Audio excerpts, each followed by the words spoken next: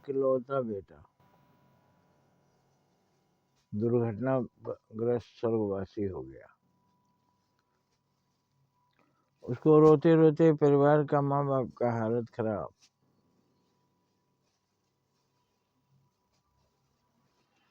तमाम ज्ञान पढ़ा था, क्या तुम लेके आए थे, क्या तुम्हारा चला गया, तुम तो अकेले आए थे। यहाँ परिवार बढ़ा, बहुत दिनों के विवाह किए, बहुत दिनों के बाद संतान नहीं हो रही थी, हुआ, एक पुत्र हुआ और वो भी चल बसा, तो अब तुम्हारा जीने की इच्छा नहीं रही।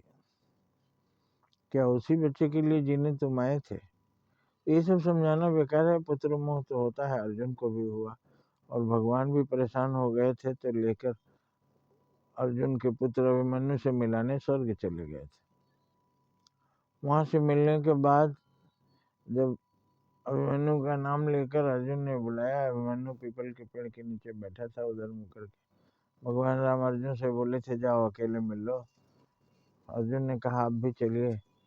श्री कृष्ण भगवान ने कहा नहीं, मैं नहीं जाऊंगा, आप जाइए मिलिए। तो 2-3 बार नाम लेकर अभिमन्यु को बुलाने के बाद वो मुड़ा, आप हमको बुला रहे हैं क्या? तो बोले हाँ बेटा तुम्ही को बुला रहे हैं।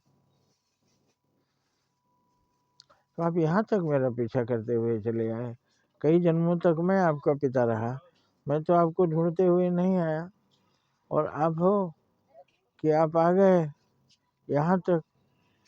उतना ही समय का हमारा आपका वो संबंध था, उसके बाद वो नहीं। अर्जुन का मोह भंग हो गया और वहाँ से आए, फिर उन्होंने युद्ध किया। केवल कर्म ही सही है कि कोई भी संबंध धरती का हमारा नहीं, हमारा एक ही संबंध है ब्रह्म, परम ब्रह्म परमात्मा से। वही संबंध अस्थायी है, बाकी सब धर्म अस्थायी है। तो जब इसका पुत्र, एकलौता पुत्र मर गया, तो ये भी सुख से जा नहीं पा रहा था। किसी ने समझाया, वो पुत्र अब स्वर्ग चला गया, अब वो दूसरे रूप में जन्म लिया, तो दूसरे के पुत्रों को प्यार करो, उसी में तुम्हारा पुत्र कोई है। तो दूसरे के पुत्रों को पुत्र समझना, दूसरे के माता पिता को माता पिता समझना, सबसे संबंध जोड़ा। पुनर्जीवन का यही एक उपाय है, अपने पुत्र को जीवित करने का। यीशु मसीह के फांसी होने के बाद, सूली पर लटकने के बाद सभी अनुयायी उनके शोक में डूबे हुए थे। तब किसी ने अचानक कहा कि अरे यीशु मरे कहाँ? वो तो बता के गए थे बॉडी मरती है, आत्मा नहीं मरती। तो यीशु तो मरे नहीं, हम लोगों के दिलों में जिंदा है। फिर सब उत्साह में भर उठे, यीशु पुनः जीवित हो उठे। वो गुड फ्राइडे था। तो हमारे संबंध जो है वो पुनः जीवित कर लेने चाहिए। सारे विश्व के लोग हमारे किसी न किसी जन्म में अपने थे, सबके साथ अपना का व्यवहार करें, सब उसी में हमारे सारे संबंधी जीवित हो उठेंगे।